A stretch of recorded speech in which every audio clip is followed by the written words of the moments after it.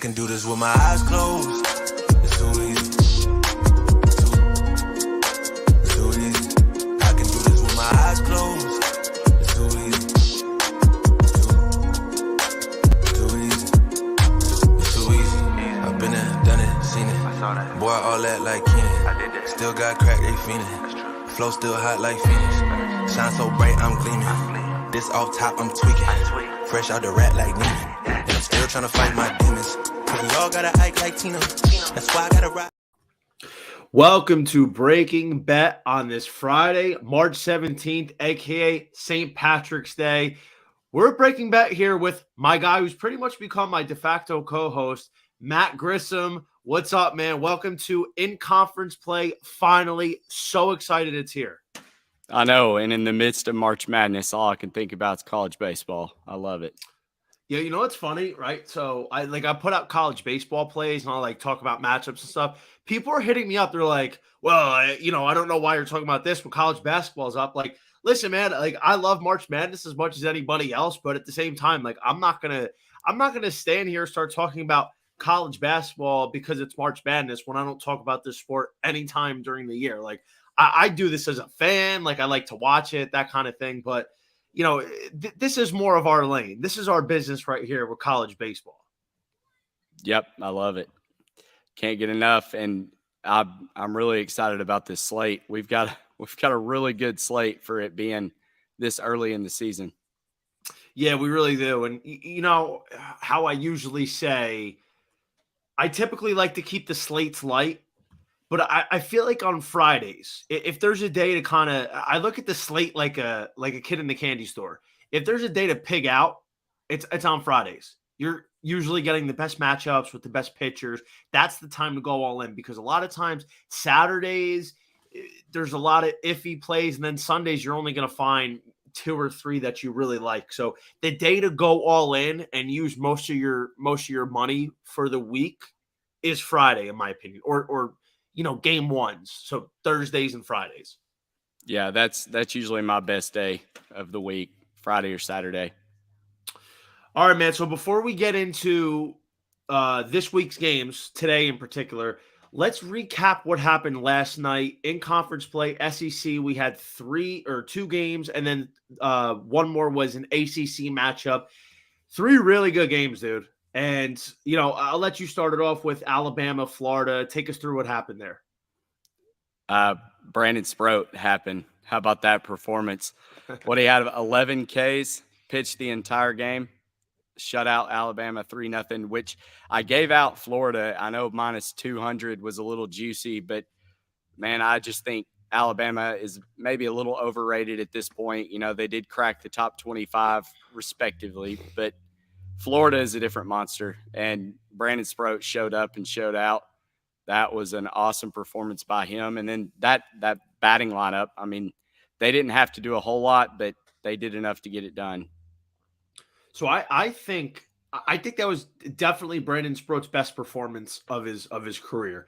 That's a complete game shutty, 1 hit, 2 walks, 11 punchies against a top 25 team, I might add. We're both in agreement that Alabama is an overrated team. They're probably not top 25. They deserve to be in there right now off merit, but let's call it what it is. This team got their ass beat by Columbia last week. And then they come in here. They only give up 3 runs to a Florida lineup that it's weird, because without Wyatt Langford, I'm not surprised. They had some issues scoring. Right? Wyatt Langford's their best player, and he creates so many opportunities for them, from 1 through 9. But the fact of the matter is, they only put up 3 runs on the board, and they were going against. Let me go back into my records here. Hagen Banks. Only Hagen Banks. They weren't going against Grayson Hitt or Ben Hess. It was very surprising, to be honest. And I kind of give out a higher score in that one, but Florida was part of a money line parlay for me, and I'm happy they came home. That was a gigantic win and a booster for Sproat. And let's call that what it is, Matt. That's the kind of performance that can have Brandon Sproat be a mid to late first-round pick this year. After coming back to school, after he was drafted as a 3rd rounder to the Mets, And third rounders, that's no slouch. That's still a quality round. But now Brandon Sproat has the opportunity possibly to be a first rounder if he keeps that up. He was electric last night. Yeah, it was an awesome performance for sure. But I think we're going to have that in the SEC. I mean, I think you're going to have, as conference play starts up, you're going to have guys go a lot deeper and just have great performances. I mean, the SEC is always stacked as far as pitchers go, but there's several matchups this weekend that I'm looking at pitchers to have an awesome performance just like that. Yeah, and they say the SEC is a football conference. Yeah, I don't think so. So we had another close one last night with Virginia, number 14 Virginia at number 23 NC State. NC State really shit the bed last weekend against Miami. I was really disappointed about that. NC State's kind of a tough team right now to bet on or against. They're in that list for me. There's a few teams that I don't really like to get involved, but I thought Virginia was a good matchup as you were on NC State there, and it was a close one. It was 2-1, came down to the wire. I was happy to be on the right side of that one. I think both teams are good, not great. I don't buy Virginia. I don't think that they're the team that is going to be making it to the College World Series. I don't see them making a deep run. I could see them get to the Super Regionals, get eliminated, but I mean, for this purpose, I think them beating a team like NC State in conference rival, that's fair. I feel like at this juncture, they're a better overall rounded team than the Wolfpack. Yeah, I agree. And hats off to you because you called it. But I took both the dogs yesterday. I felt like NC State and Vandy could get it done. Fell a little short. I mean, you can't be mad about a 2-1 loss. They were hanging in there. Yeah, and obviously the big story to watch for NC State this year is going to be third baseman Lou James, Gino Groover, the third. That kid hits lasers. He has the opportunity, if he closes out with a really big season, to boost his draft profile. Wouldn't be surprised to see if he's a first rounder. I'd have to confirm if he's draft eligible this year. I'm pretty sure he is. Not 100% sure on that.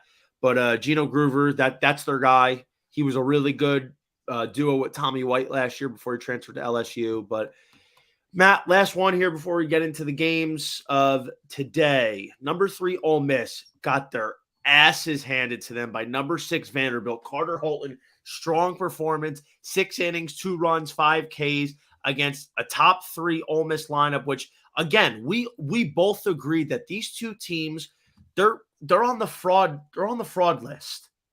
I don't buy them, and I think the fact that we're putting them as both of them as top 6 teams in the rankings, I don't have them as that. My ranking list, they're a little bit further down. I feel like Ole Miss is more towards like 8 or 9, and Vanderbilt's more like 17, that kind of thing. But credit Vandy, man. They showed out. And when Vanderbilt plays their brand of baseball, Matt, that's what they're capable of. And we saw it there last night. Yeah. And I think you'll see flashes of it. Like you said, I don't think Ole Miss or Vanderbilt are that great this year. I mean, Vandy's 13-5, now 14-5, and still ranked number 6. They dropped a midweek game to UCA, which isn't a huge deal because it's early in the season and it's midweek. But I mean, they've got that ranking because of their clout that they've built through, their previous year's success. And I just don't think that team is that great. And where is Enrique Bradfield Jr. been? This guy was like a Golden Spikes finalist coming into the season. I think he's batting under 2 at one point this season. I mean, just he's not shown up yet for them. And, you would assume that eventually they'll get everything going and start clicking, but I don't think they're going to win very many series this year. That's a fair thing to say because there's a lot of question marks, but let me tell you a reason why that there's a little bit of hope. They have brothers who are actually alumni of my high school. They're younger than me. The Maldonado brothers, Nick Maldonado, the pitcher, and Chris Maldonado is a freshman who's now earned his way into the 6 holes at DH for Vanderbilt. This kid's been raking. He's starting to really see the ball well. He's roping doubles. I think he leads the team with doubles. He's starting to hit taters. And I think now if Vanderbilt can get the production from him, it's gonna balance out a little bit. You got Matthew Polk, you got Jonathan Vastine. Bradfield's gonna come back around, dude. A guy with his speed and his kind of on base percentage, his bat to ball contact, that doesn't slump for long. Speed doesn't slump for long when you have the tools that he has to go along with that. So I think Bradfield will come back to it. I'd still be surprised to see him drafted outside the top 10 in July, but we're a long way from there. Vanderbilt's one of those teams that you can't fall asleep on, though. We both agree that they're not that kind of team that's going to make a deep run this year, but they're like the New England Patriots. They get a ton of respect because of the clout that they've built up, the years and years of success. You cannot turn your back on a team like that. They're still in the SEC. They're still dangerous, and they're still a team that can make you that can cause a lot of problems if you're not paying attention. Yep, I agree. All right, so before we get into the games for today, hashtag ad. If you want all the player prop predictions that are part of Bet Karma Premium, go to betkarma.com/JohnnyVTV and sign up. NBA, college basketball, and NHL player prop predictions are included. Sounds perfect. You always want to back Johnny VTV. I know I do. All right. First one's up here, Matt. The Auburn Tigers at your Arkansas Razorbacks, -180. That's a kind of a steep price for the Razorbacks today with a total of 11. Your guy, Hagen Smith, the ace, is not throwing today. It's going to be Hunter Holland. What are we doing here? Are you got any action on Arkansas? I bet Arkansas just because I felt like there was going to be value as soon as the announcement was made yesterday that Hunter Holland was going to start in place of Hagen Smith as the Friday guy. Not real sure what Dave Van Horn's doing, but Hunter Holland is the same type of strike thrower. He's a lefty, just like Hagen Smith. But Hagen Smith really came along and found his groove last year in the regionals, coming in, not being a starter. Coming in as a closer or a relief pitcher. So I guess just with the injuries that we've been dealt, losing, Jackson Wiggins before the season started, losing Cody Frank and Brady Tigert, he's got to switch it up. And we're just going to have another guy step up. And I think Zach Morris will end up getting the start on Sunday. For those of you that have followed my data from the Diamond cheat sheet there, I put Hagen Smith as the Sunday starter. But I think it's going to be Zach Morris. If Arkansas wins and wins the series by Saturday, I 100% think it's going to be Zach Morris. Dave Van Horn mentioned early in the season that he could see him being a starter. But if Arkansas loses one and Sunday is on the line, I could see Hagen Smith trotting out there and starting. So it's going to be interesting to see how it plays out. I'm really curious to see what that number is going to be. Especially for tomorrow's game, because Will McIntyre really turned it on last week and he pitched an entire game as well in their win. So I think Arkansas is going to be okay. They're going to step up. Hunter Holland's great. And Will McIntyre just stepped up last week. And I think you're going to keep seeing occurrences like that throughout SEC play. Yeah. So that was bizarre to me when Hagen Smith, I found out he wasn't starting today. I wasn't really sure why. I thought maybe he had an injury scare or something like that. And, you kind of clarified it a little bit. There is still murkiness, though, to why he's not starting. It's not a performance issue. Hagen Smith's been pretty good this year. It could be just something to do in terms of load management. With the amount of injuries that this team has had, they're going to need Smith if they hope to make another deep run like they did last year. So it does make sense. Zach Morris is very solid. He had a good tournament last year, especially in the College World Series. It was funny because I kept sending out pictures of Zach Morris from Saved by the Bell every time he had a good inning or whatever. So I'm surprised you knew who Zach Morris of Saved by the Bell is. Why would you be surprised? How old are you? I'm 29. Oh, okay. How old are you? Got a baby face like me. I'm 35. But are you? I thought you were like 24, 25. Would have no clue who Saved by the Bell was. That's awesome. Kelly Kapowski, every guy's first crush is Kelly Kapowski, for sure. I mean, yeah, it's just that was like a matter of fact. But That's yeah, awesome. 35. That's kind of like a weird thing that we had on the air. I felt like that was something by now that we would have probably divulged beforehand. Well, But now in any people know. case, yeah, Matt, we got a big game here. This is something that I'm looking forward to. Friday, it's appointment viewing for me every single week. You know why? The Tennessee Volunteers against the Mizzou Tigers because one, Mr. Chase Dollander is on the mound. This kid, how many times have I said it? I believe he should be the number one overall pick in this summer's draft. You have not seen a pitcher like him in over a decade. There's not going to be another pitcher like him coming out in the near future, in terms of pitches, command, stuff, poise, mechanics, all of that. I don't see one. And, as much as I love Paul Skeens and Hurston Waldrip and Rhett Lauder, I personally don't think long-term they compare to a Chase Dollander. And that's not to say that they won't have great careers. Like, I think Paul Skeens is going to be set up well for success. I think he's a stud, but I don't see anybody like this guy that we have in front of us. So obviously we're not laying the run line here or the money line with the 280 with Tennessee. Are you laying the run line at 2.5, or are you just gonna maybe go conservative and put him in a money line parlay? I would. I hadn't seen the run line yet, but I mean, I paired him with LSU for a Skeens Dollander parlay. It's electric. It's electric. It hasn't lost all season long. Knock wood. Don't say something like that. I mean, these guys aren't going to have an L on their record.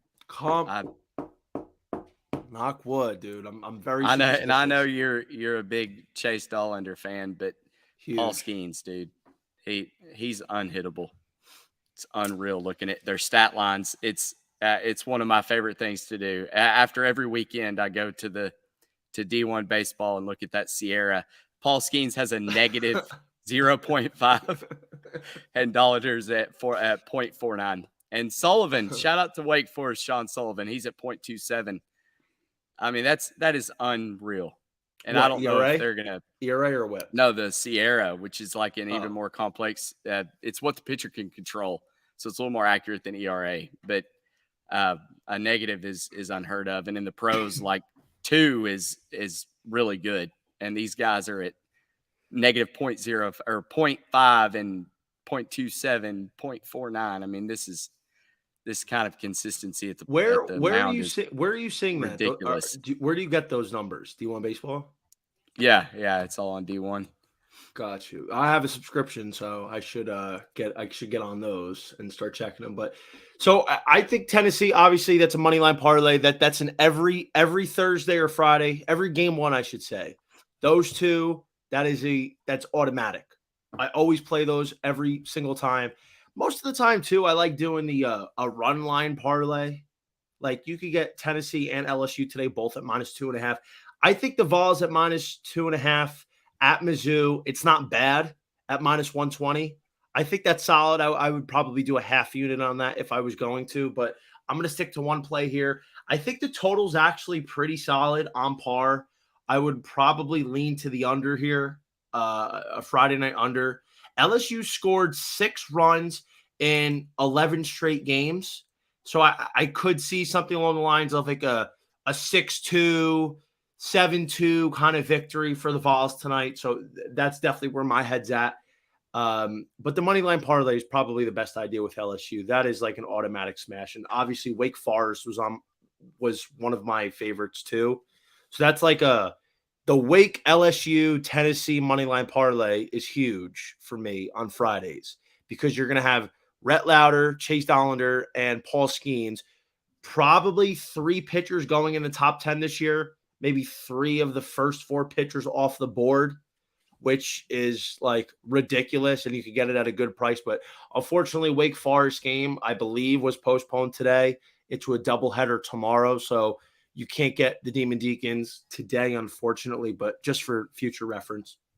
Yeah, I mean, I would assume they'll keep that same rotation even with the doubleheader tomorrow. So Rhett Lauder will go, and then Sean Sullivan. So I think, parlay Wake to win both of those games. I think that's a good play. Well, that you know what the thing is though, I get very weird about doubleheaders. I feel like it's difficult to sweep doubleheaders in conference if you're playing a good team, even a I don't solid think team. Notre Dame is a good team though. But Notre Dame's they're always scrappy. They're definitely not in the same class as Wake Forest, but they're just like that scrappy team. It's a conference rival. It's always tough to sweep a doubleheader. That's why it was a little shaky for me. And typically, what I'm starting to find out with these doubleheaders, because I feel like we've gotten a ton of them this early in the year, sometimes is to wait to see how game one pans out, and most of the time go the other way in the second game. But in a situation like tomorrow where we're going to get Rhett Lauder in game one, I would probably think it's Jack Finley. Probably. I still think you have to take the Demon Deacons in that first matchup. Yeah, absolutely. Speaking of doubleheaders, we have game 2 today, early, between Alabama and Florida.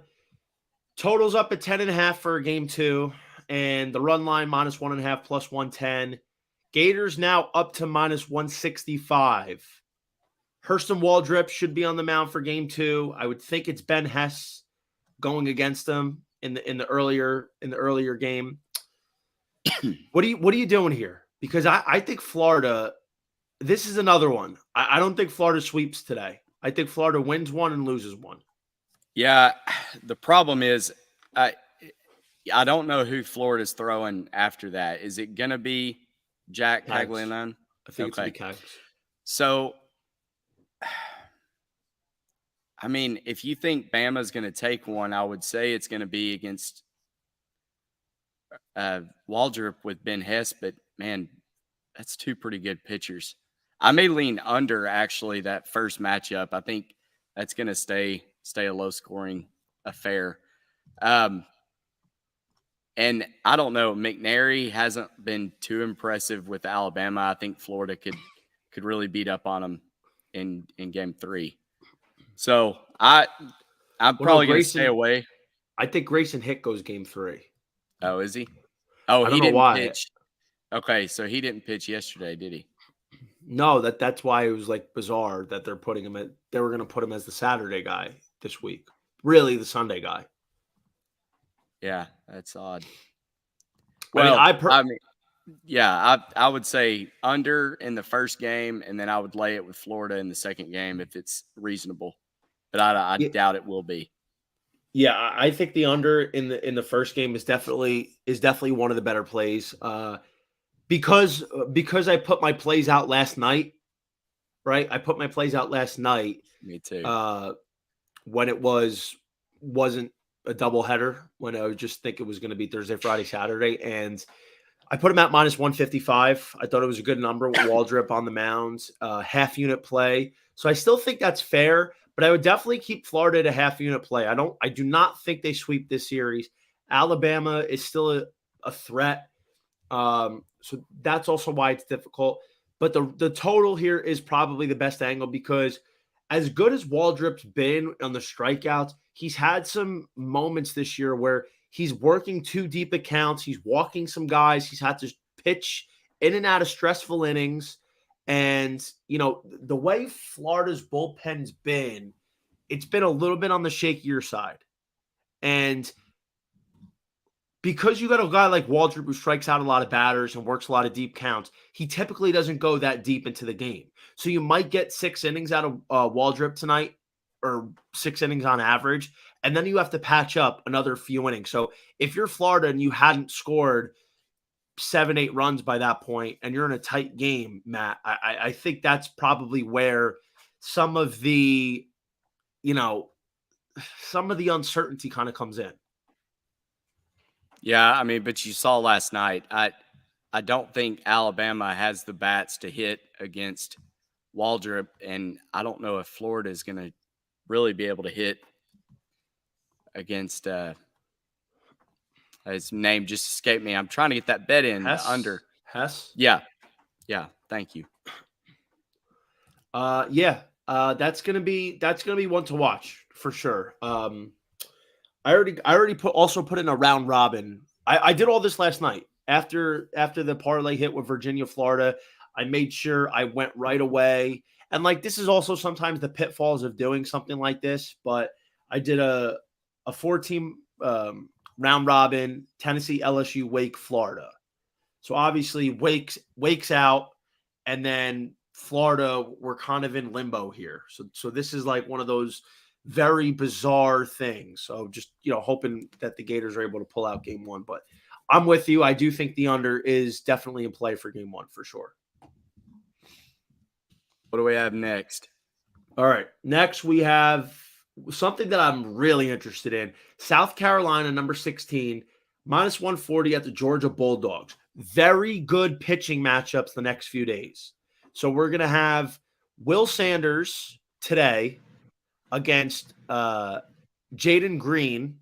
I think it was Jaden Green, right? Yeah. And then tomorrow it's going to be Noah Hall versus Liam Sullivan. So this is a really good series. I think pitching dominates here, and I think we're looking at a couple of unders today and tomorrow. Jaden Woods. Sorry. Jaden Woods. I was just I'm thinking sorry. Green. Yeah, Jaden Woods. Great matchup. I didn't bet it. I think South Carolina probably has the better bats. But, man, Georgia has been smashing right now, and I don't know. I need to see them against SEC competition before I can really get a good read on them. I do think Georgia wins a game. I'm not really sure. I think it's probably going to be tomorrow against Noah Hall while they're throwing Liam Sullivan. I kind of like Georgia in that. But I'd like to get it at a plus price. Totally understand. I would say today, first game. So on my card that I wrote last night because I had to take South Carolina. I don't know if you remember that we've been talking about South Carolina a lot. We've been talking about the Gamecocks a lot, the Raycocks, and I spoke them up about 100 when they were 100-1 a few weeks ago, and they really got hit hard. They got cut in half. They're hanging out at 50-1 right now. I didn't grab many 100-1 because I already had enough tickets where I was like, all right, how many more am I going to grab? But I really was a fan of South Carolina. I don't necessarily think that this is their year to make the run. I feel like they'll get in. They'll get into the regionals, maybe make the supers, but I'm not sold that this is the team this year to go all the way. But I think they're a force to be reckoned with. I like them half unit on the money line here, Matt. And if I had another side, it would probably be the total. I think this could be like a 5-4 kind of game tonight. Yeah, I could see that. I think both of these teams can hit the ball, and I just don't know how Georgia's going to do, like I said, against SEC competition. I mean, they haven't faced a pitcher like Will Sanders. So I think you're on the right side with South Carolina. I probably wouldn't touch the total just because I could see this blowing up late in the game. But I think you're safe. I mean, Friday night unders are typically the play anyway. So, yeah. If that's what that you being feel. said, it's funny because not every Friday night game goes under, but most of the time you're going to get the unders. But in this particular case, this could be something that we're going to see a little bit of maybe funny business in the late innings, but definitely South Carolina with Will Sanders on the mound on Friday night with just a resurgent offense from last year. Even against a Georgia team that it's not a real threat, but they're tough. And, they have some bats in the lineup. Connor Tate, their best player, I think, he's capable of some magic here. So probably better off to stay away from the total and go with the money line, South Carolina.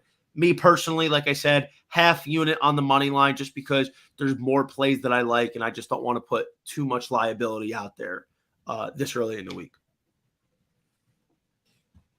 What's next on the docket? Next on the docket, we have the LSU Tigers, number 1 team in America, with the run line of 2.5 at plus 115 at the Texas A&M Aggies. The number 15 team coming in at plus 140 with a total of 10.5. Do I have to ask you where you're going? LSU. I feel like it was too cheap to open with. Was shocked. I think I got it at minus 185 maybe. Hang on, I'm checking. But yeah, Paul Skeens, like I said earlier, he's not going to lose a game. He's not going to have I that. didn't say that. Stop. Dude, just I'm trust me on this one. superstitious. Oh, I am too. I wore the same jersey for 5 days straight when the Hogs were playing in Omaha. But Nathan Detmer's just not – I mean, he's a good pitcher, don't get me wrong. I don't think he's top 5 in the SEC or anything, but LSU's batting order is just too strong. They're gonna beat up on him early, and Paul Skeens is not gonna give up more than 2 or 3 runs at most. And I mean, LSU can outscore them probably by the 5th inning, and Detmer's gonna be out, and then they can take advantage of a weaker bullpen for A&M. So. Yeah, I'm all over LSU. I took them on the money line and then took them in a parlay with Tennessee. So I'm pretty heavy. Yeah, me too. LSU was the first play I wrote up last night. Saw them. They were at minus 160 at A&M. I couldn't believe it. That's why, like, I was tweeting last night at 11:30. I was like, all right, we're hitting LSU minus 160. This is one of the best prices you're going to get all year. So let me just paint this a picture for everybody that doesn't understand. Last year, and I'm going to compare this, the Tennessee Volunteers, once SEC play opened up, for the first couple weeks, you were getting really favorable prices. You were getting the minus 150s, the 160s. You were getting it in that kind of a range. And then after it was found out how good they actually were, they ballooned. They were nothing lower than minus 200 the rest of the way. I think that could be happening for the Tigers, most likely. So get these prices while they're hot. And I think the big thing here with LSU, they play Tennessee next week or the end of the month. But starting April, Matt, the Tigers are going to be big favorites every Friday night, every weekend. So I think the best play here is to obviously take them on the money line at minus 175. If you got it, I got it at 160, and obviously put them in a parlay. I think the run line's fair at 2.5. And just so you know, the 10.5 that I put out for this total, it got crushed to the under. It's sitting at 9 right now, which is funny because somebody sharp must have came in and knew what we know. Friday night unders. This is way too high with Paul Skeens going, and even a solid Nathan Detmer, if he gives you 5 innings, 3 runs, and you figure you're going to get a really good outing from Paul Skeens. So I would have played the under. I just have too much influence on the other parts of the line here, but definitely the under was the right side at 10.5. And 9 is probably a great number. Yeah, that's also part of the adjustments with the sports books that they're going to find over the course of the season. So I think whoever got that, you got a great number at the under 10.5 on a Friday night, and best of luck. Yeah, I got it at LSU minus 165, and I think, I mean, it was like the Texas game that LSU had midweek a few weeks ago, and the line posted at minus 115. I don't think you're going to get LSU at anything less than minus 200, especially with Skeens going the rest of the way. I mean, maybe against Gollander and Tennessee, but even then, what do you price that line? What do you make that line on? It's I think it's a Thursday night. Yeah, it's a Thursday night game though. So in a couple weeks, a couple Thursdays, what do you price LSU at Tennessee? Maybe I would probably make LSU a small favorite. I would say, which college baseball lines are so much more skewed than like college basketball or football. We don't get your normal 10-cent line. It's more like a 30 or 40-cent line. But I would say LSU is probably in that 120, 130 range. So you could get Tennessee at probably even money. I would agree with you there. I would say Tennessee would be about even money, minus 110 to LSU's 120, 130, which honestly is awesome. That's the best series of the year by far. But what's that total? Dude, honestly, because that total has got to be one of the lowest in college baseball history. Probably that total is probably going to be like 8.5. Yeah, I don't see how it's any higher than 8.5. Which is ridiculously low because you you got two power pitchers, you make one mistake with a couple guys on, and you're in real bad position. But like the thing is, it's not just the starting pitchers. You have great bullpens as well. So it's gonna be marvelous. But in recap here, we have LSU, and obviously we're gonna do the LSU money line parlay with Tennessee. We're gonna play LSU straight. The Tigers are throwing Paul Skeens, probably the number 2 pitcher in the country at the moment this year, in my opinion, behind Chase Dollander's number 1. So this is something that definitely keep your eyes on for, and enjoy this one because I'm really excited. 1A, 1B. Skeens 1A, Dollander. Dollander's 1A. I think Skeens right now statistically has been better. I think Dollander's struggles early on in games has kind of been what set him back a little bit. But, they've also haven't played SEC opponents yet. So what we get over the next couple months is really what's going to separate it. We're going to see if Skeens' success is going to be transferable to this conference, which I still would imagine it is. I don't have doubts about that, but to what degree? What do we have next? Next, we have number 17, Virginia Tech at the Miami Hurricanes. Virginia Tech, small favorite, minus 135. Hurricanes, plus 105 with a total of 11. I bet Virginia Tech and then immediately had regrets. I'm not buying into this Tech team yet. My main reason for betting it is because I don't think Miami's that great. I'm not sure that they repeat the success that they had last week. But you look at Virginia Tech, who dropped that series against Boston College. The only game they won was game 1 where Griffin Green started. And I think he's maybe their best pitcher outside of, I don't know, Drew Hackenberg is kind of fallen off from what he was. But I just had to take the Hokies here. For some reason, it's more of a gut play than anything and a play against Miami. But if Carson Ligon's going, I mean, he got beat up early in that NC State series last week before NC State fell short of the comeback. But I think he gave up like 4 or 5 runs. So I think Virginia Tech could jump out and take game 1. But I think ultimately Miami's going to win this series. So I'm with you. I don't buy Virginia Tech. I think Virginia Tech is good, not great. Kind of have the same feeling with Miami. Problem, obviously, Miami is they're a very top-heavy roster, and the only way I would take Miami, and I haven't found this out yet. I don't think they've put it out. They put Carson Ligon as the Friday guy last week against NC State, and he did pretty well. And then Gage Zeal had the game of his life last Saturday. Yeah. I think maybe Miami's figured it out, and I didn't understand why Carson Ligon was the Saturday guy this year after being the Saturday guy last year. I thought he would take over as the Friday guy, and if he has, then tonight I would take a half unit on Miami because I like Ligon over either Green or Hackenberg for Virginia Tech.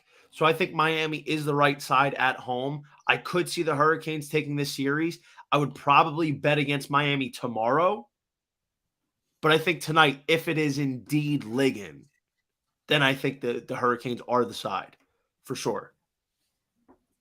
Yeah, I wish they would post their starting lineup, but that I think that's a 6 or 7 o'clock Eastern game, so we may see it later on after the show. Yeah, exactly. So this is something that's probably you got to keep a lookout. Just make sure if you find Carson Ligon is the guy, whether it is against Griffin Green or Drew Hackenberg, Miami should be the correct side. You always have threats from Miami's offense right now. You got Yohandy Morales, who's really making a name for himself and making a case to be a top 15 overall draft pick this summer. You got young guys like Blake Sear. You got transfer like Ian Farrow. You still have a solid first baseman in CJ Kavish who can get on base and hit for average when he's clicking on all cylinders. But Miami, they would be the right side in this case tonight. Okay, we'll see. So all right, this is a big one here. This is an interesting one. Number 12, Oklahoma State, who I have not been betting at all since the first weekend because they just have not been accessible, against number 22 Texas Tech Red Raiders. Totals is a bit high at 12.5. I tend to side with Oklahoma State, the underdog today, because they have a really good Friday night guy transfer from Long Beach State, Warren Watts-Brown.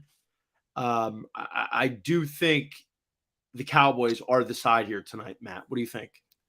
Yep, I took them at even money. I just think that they are the better team right now than Texas Tech. You know, Tech fell short of that A&M game that went into 15 or whatever innings, and I just really got a sour taste in my mouth from betting this Red Raider team. And Brown's done well for Oklahoma State. I think he is a solid pitcher. He's not, going to break records, but with that batting order, I think they can get after the guy going for Tech, and I think they win this series 2-1. I think Mason Molina tomorrow for Texas Tech gets it done, but Brendan Girton today going for Tech. I think Oklahoma State can hit against them. Exactly, and we've spoken about this. Texas Tech's lost a lot of firepower from last year. You lose your best offensive player in Jace Jung. You lose your top two starters, Andrew Morris and Brandon Birdsell, and now you're trying to patch it up. And I don't buy Texas Tech this year. I think, they're off to a good start for a rebuild, but I wouldn't take them too seriously. I think Oklahoma State has an actual shot to make a run into at least the Super Regionals this year. Oklahoma State or Texas Tech? Oklahoma State. I don't buy Texas Tech. Sorry, I've got people trying to give me basketball updates. I don't know. I don't really see either one of them getting past a regional. I think Oklahoma State has a shot if they get a good draw. I don't buy Texas Tech. Yeah, I'm off Texas Tech. Yeah, but completely. Oklahoma State, I could see it. Trying to think of the Big 12. They still have a pretty good shot at winning the Big 12. I haven't looked at what their odds are or if there's even odds out there. I would assume TCU is still the favorite, but you're probably right. Oklahoma State's probably the second best team in the Big 12, aren't they? And I have reservations about TCU as well. Yeah. Like I stopped betting TCU.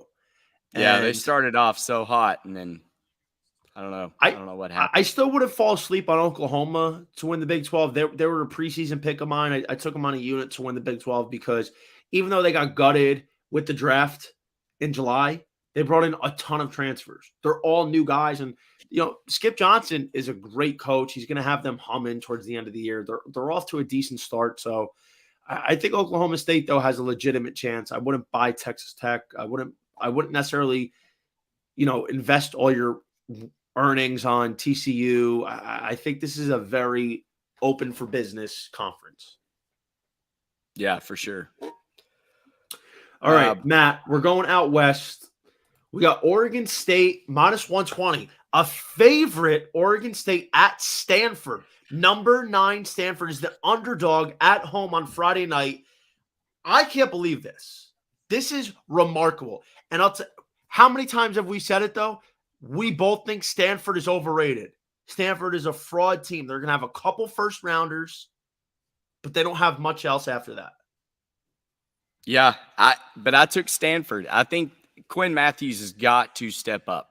This guy, I know he's not Alex Williams of last year, but he's got the stuff that he can shut down Pac-12 batters who aren't very strong as it is. But Oregon State shouldn't be favored in this game. And I get Trent Sellers has had a really good year. He's got a 1.56 ERA, 2-1 as a starter, but I just think Quinn Matthews is too good. He's going to step up under the lights in Palo Alto, Stanford, whatever that little pocket is out there. But yeah, Stanford's getting disrespected here.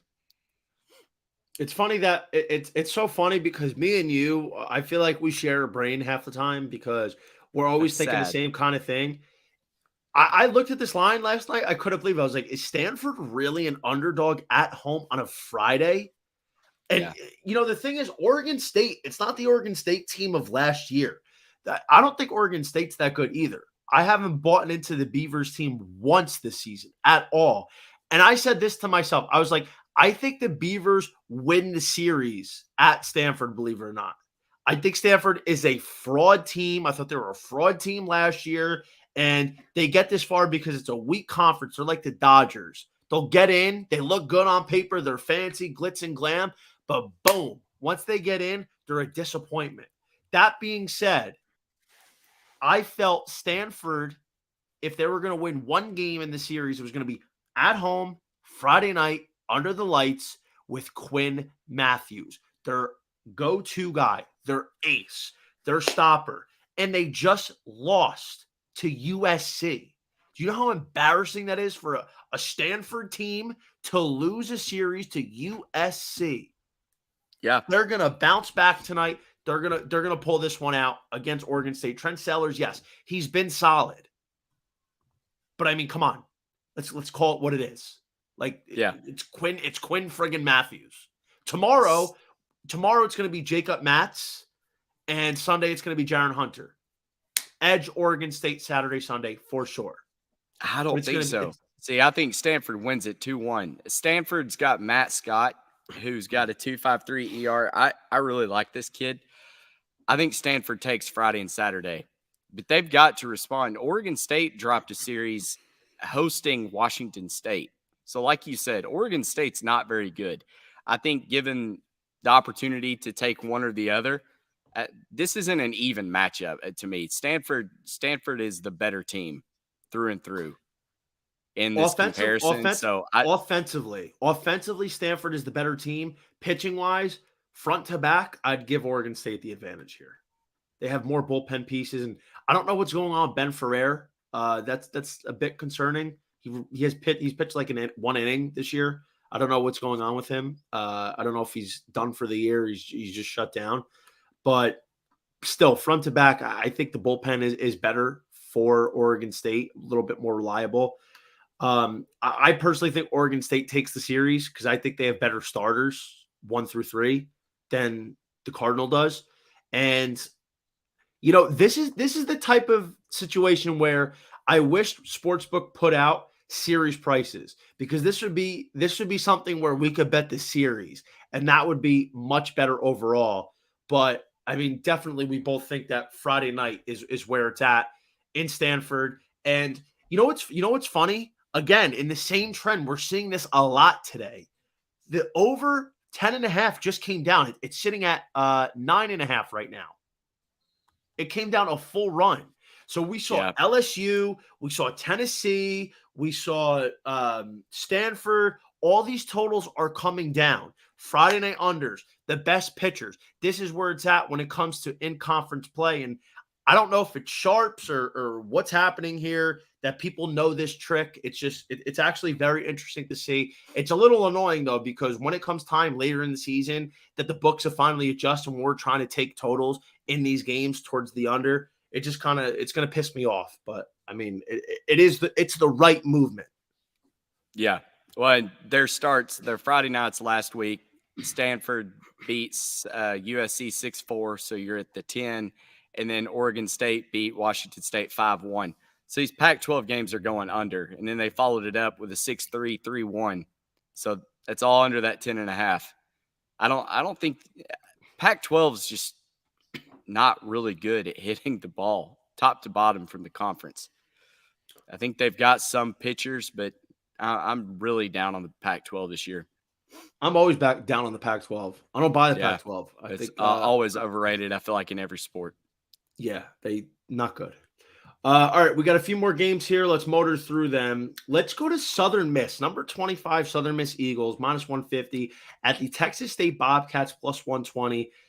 This is one of the more interesting matchups here because these are two of the best mid-major programs in America. I would say they're probably, two of the best 6 or 7? Yeah. I think that's a fair assessment. And this really interested me, and this is why I wanted to put the game on today. So, Matt, It's going to be Tanner Hall. No surprise for the Eagles tonight for Southern Miss, who, hosed us a few weeks ago. And forget about that. But Texas State's not throwing Levi Wells tonight. Levi Wells is awesome. He is their best pitcher by far. He's a true ace, a true Friday guy who's had a ton of success the last couple of years. He's throwing tomorrow. It's got to be Southern Miss tonight, right? And planning for a Texas State W tomorrow. Yeah. So I feel like you're going to start seeing this more and more. These coaches are kind of like, you know what? If we can beat their Friday guy, who's obviously an MLB prospect, great. But I don't want to burn my ace trying to compete with the better pitcher. So they could basically just come up with a plan, like almost like a scheduled loss Friday, and then let's take Saturday, Sunday. And if they start switching that up to where the better pitcher is throwing Saturday when Friday's ace on the other team goes, that's going to skew these lines even more to find some really good advantages. That's a great point. That's a big value play, and I think realistically speaking, that's something that we're going to have to start keeping an eye on for. Now, I wasn't sure why Levi Wells. I think maybe he got banged up last week. I don't know if that's why, or they just said, all right, we're going to punt Friday night because, Texas State doesn't have a deep pitching rotation. They're pretty much going off of one key guy. And I think they're throwing, his name's escaping me, but he's not even, the guy they're throwing today is not even a true starter. He's just an opener. He's a guy that's going to give you 2 or 3 innings, and you're probably going to have a bullpen game today. That's what you're looking at. Cameron Bush is starting today. Levi Wells is starting tomorrow. That's it. Cameron Bush. He is a 2 or 3 inning guy. You're going to see a lot of arms today for Texas State. That's why I wouldn't take them today. I wouldn't buy them, and honestly, because of that, I would stay away from the total. I think realistically speaking, it's just not really advantageous. But hopefully, the Bobcats are in this price range tomorrow. What would be really good for us, Southern Miss wins big today, and the books don't really adjust, and maybe they're in the 175 range tomorrow, and then we could jump on the Bobcats at plus 135, plus 140. That would be what we're hoping for. Well, and given the time of year with March Madness going on where these odds makers are set, they're going to have to set lines for, 32 games tomorrow and Sunday. So they're going to be a little preoccupied. And I think you could really take advantage of betting college baseball this weekend. Exactly. The next 2 weekends, really is where you're going to take advantage because odds makers don't care about college baseball. They're not paying attention to it, especially this weekend. So go on and take advantage of it. We got a couple more here, so stick with us. I probably would lay the 150 with Southern Miss today if I was betting it. I don't have an official play on it, but I would, and that's the strategy. Bet Southern Miss today, Texas State tomorrow. Yep. All right, 2 more. Mississippi State Bulldogs, even money at the Kentucky Wildcats, who are a slight favorite at minus 130 with a total of 11. Mississippi State or Kentucky for you tonight? It's a stay away from me. If I had to pick one, I would take Mississippi State. I think they're the better team, top to bottom in that lineup. But Kentucky is one of those sneaky teams like Georgia where I feel like they could surprise you because they have really good bats. So I want to see Kentucky play. I felt the same way about Kentucky last year. I think the Wildcats are one of those teams that you really can't fall asleep on because they can do some damage. Mississippi State, this was part of my handicap, and it's kind of happening the way I called it. They're a young team, 26 freshmen and sophomores. It's going to take some time for them to find their groove. They've actually gotten off to a pretty hot start. They're, I think, 13-5, something along those lines, which is pretty good, even though they've obviously played some bad teams. But the reason why I like Mississippi State tonight, Durangelo Senchi, the switch pitcher who sits 96, 95, 96 as a righty and 92, 93 as a lefty. He is their Friday guy, which makes sense because he started off the first week or so as the midweek guy and trying to get his feet wet, but now he's become the de facto ace. And I like backing Mississippi State when this kid pitches. Kentucky's throwing I think a grad student, Darren Williams, it's a tight matchup here. I think you're getting even money with a guy like Senshi throwing the Bulldogs. I would say it's a half unit play for me with them as well. I just wanted to get out there with that because I like backing Gerangelo Senshi when he's out there. And I think it's good because I do believe Mississippi State is a team that can win 35 games. They could sneak into the tournament and make even the super regionals and become a team that you kind of have to worry about because they do have some firepower. They're young, but they're hungry, and they're very well coached. Let's hit this last one real quick. All right. Arizona Wildcats, also even money at the UCLA Bruins, -130. Totals low. Typical Pac-12 game, 9.5. Arizona or UCLA for you? It's another stay away. I don't really care to bet the Pac-12 unless I see a line that seems too priced wrong, mispriced. There we go. If I had to pick, I would say lay it with UCLA. I think they're the better team, but I can't bet it. Fair point. I would be on the other side. I like Arizona here with TJ Nichols. Excuse me. TJ Nichols is a better pitcher than Jake Brooks, in my opinion. I'm not impressed by Jake Brooks. TJ Nichols, though, he's got a live arm. Arizona's a scrappy team that has a couple bats. They're led by Chase Davis. Chase Davis has a lot of potential. He's got a lot of power. He's just got to put it together. The UCLA offense, they're nothing special. They're capable of getting shut out on a lot of occasions this year. I think the total's right on par. I'd probably even go with the under. I think Arizona and the under would be the right sides here. I just kind of wanted to point this one out, though, Matt, because I felt like, UCLA, Arizona is one of those premier, low-scoring Pac-12 games with a couple of solid pitchers, and it's just, I don't know, it just got that, it's got like a little charm to it. Yeah, I may bet the under if I had to bet one. I just don't think there's going to be a lot of runs scored in this one. All right, so there's a couple other games that we weren't able to get because they're off the board. There's Grand Canyon, there's Campbell, couldn't talk of those. The one more that I wanted to touch on that's not really an official play, Florida State, Boston College kicks off at about 3 p.m. Eastern time. Now, Florida State's number 21. We've seen how fraudulent they were. They had a little bit of a hot start. They've gotten their asses beat the last couple of weeks. One quick handicap about this, Jack West is going to Boston College. We learned this last weekend. We took Jack West and Boston College on Friday last week against Virginia Tech, but we were right in our thinking because we loved them Saturday with Chris Flynn on the mound. So is that the same priority here? We stay off Boston College tonight, and then we go hit them tomorrow, probably as a nice plus money dog against Wyatt Cromwell and Florida State.